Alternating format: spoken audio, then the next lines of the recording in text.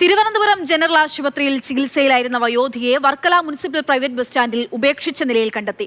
ഇന്ന് രാവിലെ നാട്ടുകാരും ബസ് ജീവനക്കാരുമാണ് ഇവരെ ഉടുവസ്ത്രം പോലും ഇല്ലാത്ത നിലയിൽ ബസ് സ്റ്റാൻഡിൽ കാണുന്നത്.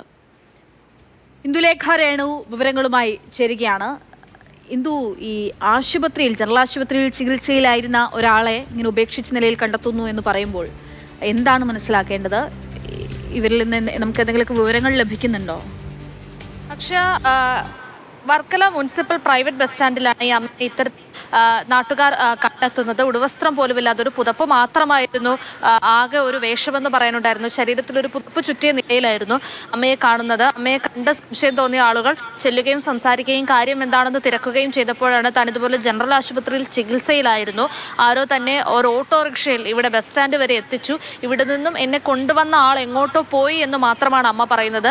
നല്ല പ്രായമുള്ള ആളാണ്, പക്ഷെ പ്രായം കൃത്യമായി എത്രയെന്ന് കണ്ടെത്താനായിട്ടില്ല. പക്ഷേ നല്ല രീതിയിൽ ഓർമ്മക്കുറവുണ്ട്, അതുകൊണ്ട് തന്നെ പറയുന്ന കാര്യത്തിൽ ഒരു വ്യക്തതക്കുറവുണ്ട്. എന്നിട്ടും നാട്ടുകാരും സന്നദ്ധ പ്രവർത്തകരും എല്ലാം ചേർന്ന് സംസാരിച്ചപ്പോൾ മനസ്സിലായത് ഇടവ വെറ്റക്കട സ്വദേശിയാണെന്ന് ഈ അമ്മ പറയുകയുണ്ടായി. മാത്രമല്ല ഹബീറത്ത് ബീവി എന്നാണ് തൻ്റെ പേരെന്നും അമ്മ പറഞ്ഞു.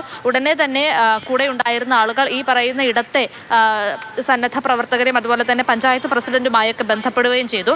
അങ്ങനെ ഇടവ വെറ്റക്കട കുഞ്ചാംപ്ലാക്കം സ്കൂളിൻ്റെ താഴെ കുഞ്ഞിക്കാമിഴിയത്ത് വീട്ടിൽ ഉള്ള ഒരു ആളാണ് എന്നാണ് നിലവിൽ മനസ്സിലാക്കിയിരിക്കുന്നത്. കുടുംബവുമായി എത്രയും വേഗം ബന്ധപ്പെട്ട് സംസാരിക്കുമെന്നും ഒക്കെ പറഞ്ഞിട്ടുണ്ട്. മാത്രമല്ല ഒരു മകനും മകളും മാത്രമാണ് അവിടെ ഉള്ളതെന്നാണ് മനസ്സിലാക്കുന്നത്. ഒരു പാലിയേറ്റീവ് കെയറിലും അത് കഴിഞ്ഞ് മറ്റൊരു ആശുപത്രിയിലും പിന്നീട് തിരുവനന്തപുരം ജനറൽ ആശുപത്രിയിലും ഒക്കെ ആയിട്ട് ചികിത്സ തേടുകയായിരുന്നു ഈ അമ്മ. ഇന്ന് രാവിലെയാണ് അവിടെ നിന്ന് ഇറങ്ങിയത്. പക്ഷേ എങ്ങനെ ഈ ബസ് സ്റ്റാൻഡ് വരെ എത്തി, അല്ലെങ്കിൽ ആരാണ് കൊണ്ടാക്കിയത് എന്നുള്ള രീതിയിൽ കാര്യങ്ങളിലൊന്നും ഒരു വ്യക്തതയില്ല. ഏകദേശം 2600 രൂപയോളം ഈ അമ്മയുടെ കയ്യിലുണ്ടായിരുന്നു. എന്തായാലും നിലവിൽ അമ്മേനെ വർക്കല താലൂക്ക് ആശുപത്രിയിൽ പ്രവേശിപ്പിച്ചിട്ടുണ്ട്.